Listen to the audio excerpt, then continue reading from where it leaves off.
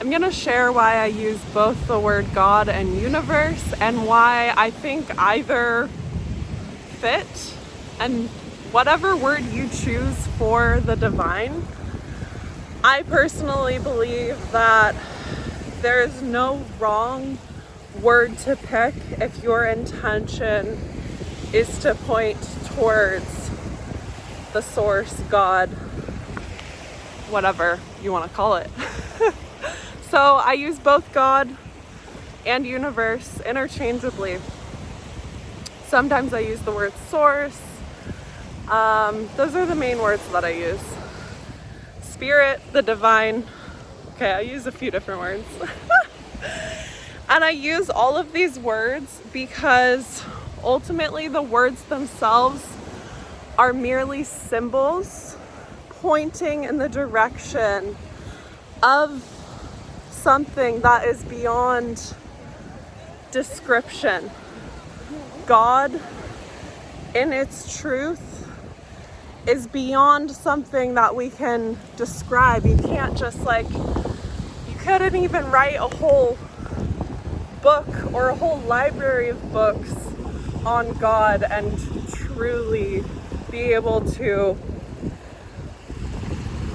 touch it, because it is beyond form, beyond description, beyond any limitation. And words are so limited in that I speak a word, a symbol pointing in the direction of a thing. Let's say ocean. I'm pointing to the ocean with the word ocean. But that doesn't capture it. That doesn't capture its movement, the sound, the feel, the salt, the wind. It doesn't capture much at all.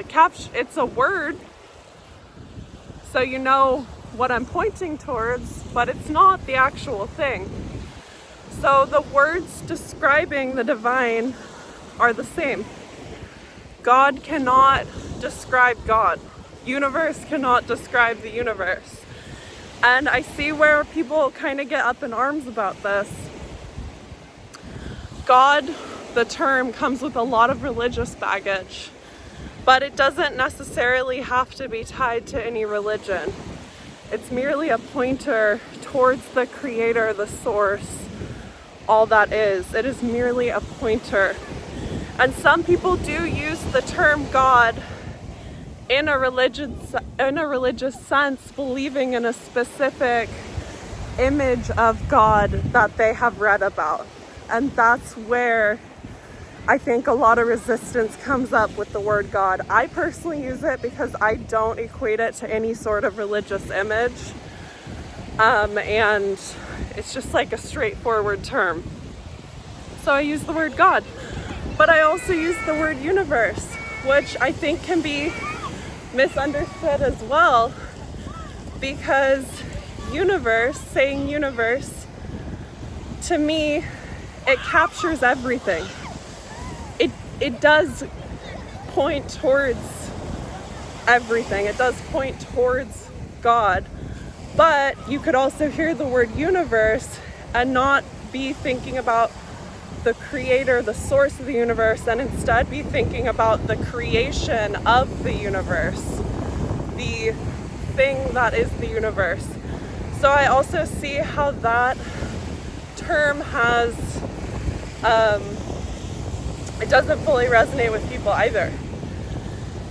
Truly, all that matters is that you find the term or terms that resonate with you.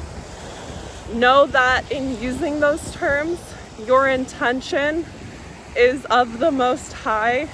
Your intention is pointing towards divinity. Your intention is pointing towards all that is. And that's enough. That's enough. These words can be misinterpreted and they can come with baggage. And so they're always going to be flawed no matter what word you pick. But just pick and use the words that resonate with you. And it truly doesn't matter. In my heart, I don't believe it matters, because you know your intentions, you know what you're pointing towards. And everyone's gonna have their own baggage that comes with different words. Everyone's gonna have their own beliefs about certain words. But ultimately, the words are not even what you are talking about. What you are talking about, what you are pointing towards, what you are speaking of is beyond any sort of symbol that can be placed on it. Just like the ocean. I could call it an ocean. I could call it a banana. Either way, you know what I'm pointing to, and it doesn't change what it is. So there you go. That's my explanation of the words. Hopefully it cleared anything up in you, or brought some clarity. And just trust your intuition. Do what feels the most awe-inspiring, and do it with the intention of your heart, and you can't get it wrong. God loves you no matter what. God loves you no matter what words you use.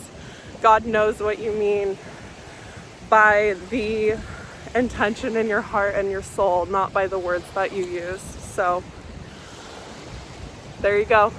Enjoy. Bye.